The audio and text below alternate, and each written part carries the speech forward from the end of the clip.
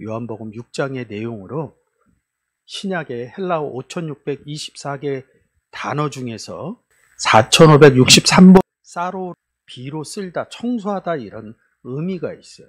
청소했다 이런 의미를 가지고 가면 세상에서 깨끗하게 하는 청소 부분을 생각할 수 있기 때문에 그런 의미로 보지 마시고 성경에서 무엇을 청소하는가, 무엇이 더러운가 이런 부분으로 보시면 되겠죠.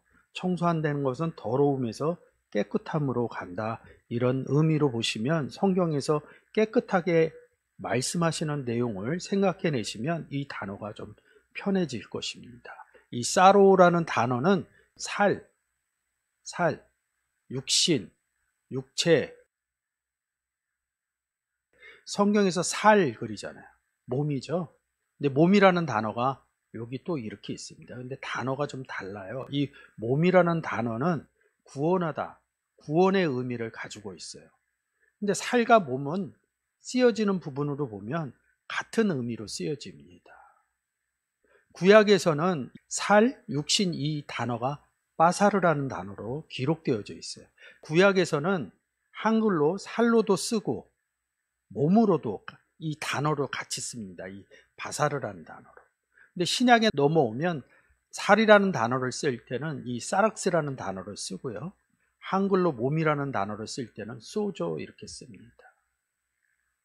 이 살과 몸은 같다 이런 의미에서 같이 보시면 좋을 것 같습니다. 사라오 귀신 나온 얘기 물 없는 곳으로 찾아다니는 몰 소재예요. 집이죠. 집이라는 단어하고 같이 쓰여져요. 이 사로라는 단어가. 너희는 하나님의 집이요 이른다고. 집이 청소되는 데는 귀신이 있는 곳은 구원을 얻지 못한다는 뜻이 있는 거죠. 그래서 귀신이 물 없는 곳을 찾아 떠났다고 그러잖아요. 어느 물? 내 배에 생수의 강이 있다 할 때 예수 그리스도가 없는 곳을 찾아다녔다 이런 뜻입니다.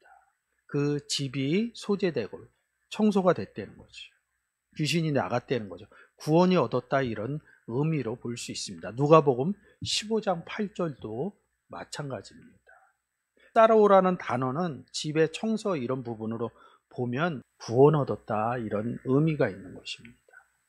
신약에서는 사로와 소마로 쓰이는데 구약에서는 그냥 빠사로 이 한 단어로 쓰인다는 거죠. 구원 얻었다 이런 의미로 생각을 하시면 될 겁니다. 사로라는 단어가 귀신이 어떨 때 나가요? 예수 그리스도가 들어와야지 귀신이 나갑니다. 성경에서 귀신 나가는 얘기는 많죠. 예수 그리스도가 들어갔느냐, 영접했느냐, 못했느냐 이런 부분으로 이 사로라는 단어를 좀 보시면 좋을 것 같습니다. 왜 구원 얘기를 하냐면 내 믿음이 너를 구원하였다 이렇게 쓰여지는 구절들이 있어요. 혈루증이나 바디메오, 10명의 문둥병자, 안진뱅이 이들이 고침을 받을 때 내 믿음이 너를 구원하였다. 병 고침을 이뤄내고 나서 예수 그리스도께서 이렇게 얘기합니다. 사도행전은 조금 다르지만 지금 이 6구절에서 내 믿음이 너를 구원하였다. 병 고쳤는데 왜 네 믿음이 구원하였느냐? 그러면 성경의 큰 틀에서 생각하면 병 고친 역사 있었습니다. 이 쓰여져 있는 데가 어디예요? 지금 사복음서죠. 사복음서는 어디에 기록되어져 있어요? 신약에 기록되어져 있죠. 이 신약은 어디에 기록되어져 있어요? 성경책 안에 기록되어져 있는 겁니다. 그래서 이 병 고쳤다는 의미도 구원에서 의미로 보시면 됩니다. 뭐 병이라는 단어는 아스테니아라는 단어인데 예수 그리스도가 없을 때 병 걸렸다 이런 표현들의 내용들이 성경에 숨겨져 있습니다. 혈루증 걸린 여자나 눈먼 바디메오나 문둥병자나 예수 그리스도를 영접 못했거든요. 이 사람들이 예수님하고 대화를 합니다. 혈루증 걸린 여자는 옷자락을 만지고 바디메오도 예수 그리스도를 만나서 외치고 열병의 문둥병자도 예수 그리스도와 만났다 이런 의미겠죠. 예수 그리스도를 왜 만나요? 구원 얻으려고 만난 거예요. 병 고치고 나서 내 믿음이 그 예수를 만나러 왔던 행동적인 믿음을 얘기하는 게 아니라 내게 믿음이 생겼다 이렇게 얘기하는 겁니다. 구원은 어떻게 얻어요? 성경은 하나님 외에, 예수 그리스도 외에 구원을 얻었다 이런 내용이 없어요. 구원을 얘기할 때는 예수 그리스도를 영접해야지만 구원을 얻었다는 거죠. 내게 믿음이 있어서 너는 구원 얻었다 이런 표현으로 기록되어져 있다는 거죠. 성경적인 의미로 다가가지 못하면 혈루증 걸린 여인이 바디메오가 10명의 문둥병자 중에 한 명이 예수 그리스도를 막 와서 어떤 행위로 인해서 구원 얻은 것처럼 생각을 한다. 병이 고쳐진 게 구원 얻은 것처럼, 피 흘림이 없어진 게 구원 얻은 것처럼, 소경이 눈 뜬 것이 구원 얻은 것처럼, 문둥병이 없어진 게 구원 얻은 것처럼, 구원을 얻으려면 예수 그리스도가 있어야지만 구원을 얻습니다. 아주 기본적인 생각을 잊어버린 거죠. 병 고치는 역사로 구원 얻은 얘기를 하는 거죠. 병이 고쳐진 사람들은 예수 그리스도가 없어도 될까요? 예수 그리스도를 영접 안 해도 될까요? 많은 분들이 예수 그리스도를 믿고 나서 병 고침의 역사도 많이 이뤄냅니다. 그것보다 더 중요한 것은 구원은 예수 그리스도를 통해서만이 구원을 얻을 수 있다. 이런 내용으로 여러분들이 성경을 보지 않으면 마치 행위로 인해서 구원 얻은 생각을 가져갈 수 있습니다. 살이라는 단어는 소마라는 단어와 같고 구약으로 가면 빠사르라는 단어와 같습니다. 구약에선 한글적으로 살과 몸을 같이 쓰고 있습니다. 다시 한번 말씀드리면 신약에 오면 살은 사락스로, 몸은 소마로 기록되어져 있습니다. 사로라는 단어는 집을 중심으로 비어 있다는 거죠. 집, 하나님의 집, 우리가 사는 집을 얘기하는 게 아닙니다. 구약에선 집이라는 단어, 베이트라는 단어로 집과 한글로 집이라는 단어와 왕궁의 단어와 더 많이 쓰이는 것은 여호와의 전, 하나님의 전, 성전을 얘기하고 있습니다. 성전에 귀신이 들어왔는데 소재됐다 이런 뜻입니다. 쉬러라는 단어하고 같이 쓰여요. 이 단어도 많이 쓰여지지 않지만 요한복음 21장 8절에서 153마리의 물고기 잡은 사건으로 보시면 됩니다. 물고기를 이끌어서 153마리를 어디 실어요? 배에 실었다. 그 배에 누가 타고 있어요? 예수 그리스도가 타고 있다. 그래서 함께 있다 이 의미로 생각하시면 구원 단어로 보여지기 시작합니다. 이 사르크스죠. 모든 육체가 하나님의 구원하심을 보리라. 육체가 구원받는다 이런 의미겠죠. 이 육체에 구원받으려면 어떻게 해야 돼요? 예수 그리스도를, 이 육체는 예수 그리스도를 영접해야 하나님의 구원하심이 이루어집니다. 그래서 누가복음 24장 39절입니다.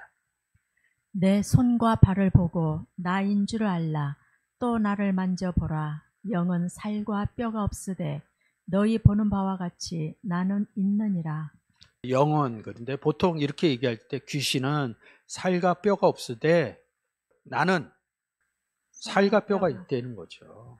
대칭적으로 얘기한다는 거예요. 예수 그리스도의 살과 뼈가 있고 귀신의 살과 뼈가 있다는 거죠. 에베소서 5장 30절 우리는 그의 몸의 지체니라. 그의 몸으로부터, 그의 살로부터, 사르크스로부터, 그의 뼈로부터, 오스테오노로부터 똑같은 단어를 쓰는데 귀신은 살과 뼈, 예수님의 살과 뼈. 고린도후서 11장 4절을 인용해 온 겁니다. 만일 누가 가서 우리의 전파하지 아니한 다른 예수를 전파하거나 혹 너희의 받지 아니한 다른 영을 받게 하거나 혹 너희의 받지 아니한 다른 복음을 받게 할 때에는 너희가 잘 용납하는구나. 우리는 예수님만 알았는데 고린도후서 11장 4절을 통해서 다른 예수를 알게 됐습니다. 성령만 있는 줄 알았는데 다른 영, 다른 성령도 있다는 거지. 복음에 대해서 잘 얘기하잖아요. 복음을 전한다, 복음을 전한다. 고린도후서 11장 4절을 통해서 다른 복음이 있다는 것을 성경에 기록해 놓았다는 거지. 그러면 너희는 보아와 같이 나는 예수 그리스도는 살과 뼈가 있느니라. 그러면 뭐예요? 여기는 영은 다른 살과 다른 뼈라는 거지. 이 영은 예수 그리스도의 살과 예수 그리스도의 뼈가 없다 이렇게 해석을 해야지 맞는 것이죠. 그래서 요한복음 1장 13절과 14절이 아주 대칭적으로 써 있죠. 이는 혈통으로나 육정으로나 사람의 뜻으로 나지 아니하고 오직 하나님께로서 난 자들이니라. 말씀이 육신이 되어 우리 가운데 거하심에 우리가 그 영광을 보니 아버지의 독생자의 영광이요 은혜와 진리가 충만하더라. 요한복음 1장 12절에서 영접하는 자 얘기하고 13절에서 얘기하는 거죠. 다른 육신으로 나지 않았다. 하나님의 육신으로 나았는다. 그래서 14절에 말씀이신 예수 그리스도가 육신이 되었다. 고린도전서 6장 19절에 너희 몸은 너희가 하나님께로부터 받은 바 우리는 예수 그리스도를 받았다는 것을 아주 기본적으로 알고 있어요. 예수 그리스도를 영접했죠. 너희 몸은 하나님께 예수 그리스도를 준 것을 몸을 받았다. 그래서 오늘 요한복음 6장의 내용을 하고 있죠. 6장의 이 살의 내용을 51절부터 63절까지 기록해 놨어요. 그래서 52절에 유대인들이 어떻게 제사를 우리에게 먹게 하겠느냐 이런 의미. 근데 요한복음 6장 53절에 인자의 살을 먹지 않고 내 살을 먹고 내 살은 참된 양식이요 내 살은 내 피를 마시는 자는 먹으라는 얘기죠. 예수 그리스도의 말씀을 받아들여라 이런 뜻으로 해석하면 좋겠죠. 근데 63절 가서 이렇게 얘기합니다. 살리는 것은 여기니 육은 무익하니라. 이때 다른을 집어넣어. 다른 육은 예수 그리스도를 영접하지 않는 사람들은 무익하니라. 이 고린도후서 11장 4절의 기본적인 내용을 모르게 되면 이 사르크스는 풀기가 굉장히 어렵습니다. 성경에서 율법 얘기하는 내용하고 똑같습니다. 율법도 생명의 성령의 율법, 죄와 사망의 율법 이럽니다.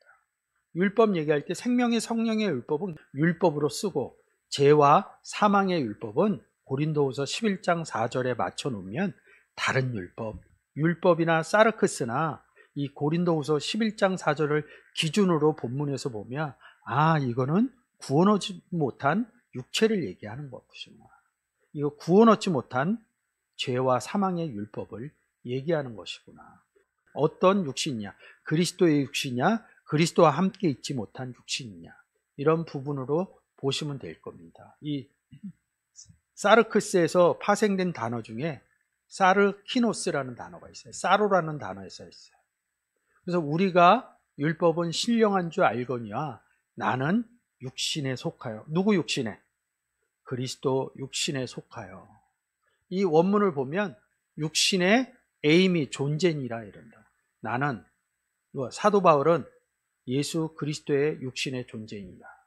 말씀이 육신이 된 존재니라 이렇게 얘기하는 겁니다. 죄 아래 팔린 게 아니라 죄 아래 피프라스코 했다. 장사했다 이럽니다. 예수 그리스도 육신에 속한 자, 예수 그리스도를 영접한 자, 구원 얻은 자들은 뭘 팔겠어요? 뭘 넘겨주겠어요? 디돔이라는 단어하고 같습니다. 이 죄 아래 팔렸다. 다시 죄 속으로 들어갔다 이런 의미로 해석하는데 그런 얘기가 아닙니다. 복음 전했다. 죄 아래 있는 자들에게 복음을 전했다. 고린도전서 3장 1절부터 형제들아 내가 신령한 자들을 대함과 같이 너희에게 말할 수 없어서 육신에 속한 자 곧 그리스도 안에서 어린아이들을 대함과 같이 하노라. 육신의 의미를 다르게 풀려요. 특히 이 고린도전서 3장 1절은 누구의 육신에 속한 자예요? 그리스도 안에 있는, 곧 그리스도 안에서 육신에 속해서 어리다 이런. 그리스도 안에 들어가서도요 어린아이가 있어요. 장성한 자가 있고 시브리서에서 얘기한 어린아이, 그리스도 안에서 어린아이, 그 어린아이도 예수 그리스도 육신에 있는 자, 그리스도 안에 있는 자, 그리스도 안에서도 어릴 적이 있고 장성할 때가 있구나. 그래서 성경을 계속 공부해내는 겁니다. 예수 그리스도도 명절 때 성전 안에서 선생들하고 성경과 이렇게 대화하는 내용들이 기록되어져 있는 것입니다. 사로란 단어에서 4559번 사르키코스라는 단어도 파생되어져 나옵니다. 고 10장 4절 한번 볼까요? 우리의 싸우는 병기는 육체에 속한 것이 아니요 오직 하나님 앞에서 견고한 진을 파하는 강력이라. 다른 육체에 속한 것이 아니에요. 우린 그리스도 육체에 속한 것이요. 다른 예수, 다른 복음, 다른 성령은 굉장히 중요한 구절이라고 볼 수 있습니다. 구약에서는 육신을 바사르로 써요. 그래서 육체가 됩니다. 육체가 됩니다. 신약에서 육체의 의미를 하나님께 속한 육체냐, 하나님께 속하지 못한 육체냐. 창세기 6장 3절입니다. 여호와께서 가라사대 나의 신이 영원히 사람과 함께 하지 아니하리니 이는 그들이 육체가 됨이라. 그러나 그들의 날은 120년이 되리라 하시니라. 이 6장 3절에서 이어져서 노아의 방주의 사건이 나오는데 나의 신이 사람과 함께 하나님이 구원 얻지 못한 사람은 함께 거하지 않아요. 구원 얻은 사람은요. 하나님 함께 거해요. 내가 하나님하고 함께 거하고 있다. 이 의미가 안 살아나니까 사람과는 하나님이 영원히 함께 거하지 않아. 구원 얻지 못한 사람은 하나님의 신이 함께 거하지 않아요. 그들은 영원히 함께 구원 얻지 못한 사람들은 그들은 어떤 육체예요? 이는 그들의 육체가 다른 육체가 됨이라. 6장 12절 한번 더. 하나님이 보신즉 땅이 폐괴하였으니 이는 땅에서 모든 혈육 있는 자의 행위가 폐괴함이었더라. 육체인데 여기서는 혈육 있는 자 이렇게 씁니다. 함께 거하지 않는 사람들의 행위가 폐괴합니다. 이런다. 폐괴한다 이 말뜻으로 보면 뭔가 굉장히 폭력적이고 이렇게 생각을 해요. 아주 못됐다 이런 의미로 가죠. 창세기에 써 있죠. 창세기는 어디 써 있어요? 구약에 기록되어 있죠. 이 구약의 책은 어디? 성경 안에 있는 거예요. 그러니까 구원 얘기로 봐야 되는 거예요. 예수 그리스도가 없는 육체, 구원 얻지 못한 다른 복음 전하는 행위가 폐괴합니다. 이 폐괴한 행위 하는 사람들이 많거든요. 횡포 부리고 정당한 행위 안 하고 이런 부분으로 얘기를 하는데 성경에서는 이들의 행위가 어떤 행위예요? 여러분들은 살아가면서 어떤 행위를 할 거예요? 여러분들의 삶의 행위는 있어요. 가족들하고 직장에서 하는 행위하고. 이 시간에 우리는 어떤 얘기야? 성경의 행위를 얘기하는 거예요. 그 성경에서 얘기하는 행위는 복음 전하는 행위라고 그럽니다. 창세기 7장 15절입니다. 무릇 기식이 있는 육체가 둘씩 노아에게 나와 방주로 들어갔으니. 기식 있는 육체가 둘씩 이런다고요. 정결한 짐승, 부정한 짐승 이렇게 태우죠. 육체 이름입니다. 성경은 짐승 얘기나 새 얘기나 이런 얘기를 하는 게 아니에요. 빗대어서 얘기하는 다 구원 얻은 사람 이야기냐 구원 얻지 못한 사람 얘기냐. 왜 태우냐 이거죠. 방주 이럽니다. 시브리어는 테바 이럽니다. 근데 신약에 가면 이 방주라는 단어를 키브도스 이렇게 씁니다. 그래서 노아의 방주할 때 이렇게 써요. 근데 시브리어서 가서는 뭐라고 그러냐면 성전 안에 궤로 얘기를 합니다. 이 방주를 성전과 같다. 그리스도의 예표다. 어느 육체가 방주에 들어가요? 다른 육체였던 육체들이 방주에 들어가는 사건을 얘기를 하는 거예요. 그래서 바사르 육체는 그리스도와 함께한 육체냐, 그리스도와 함께하지 못한 다른 육체냐.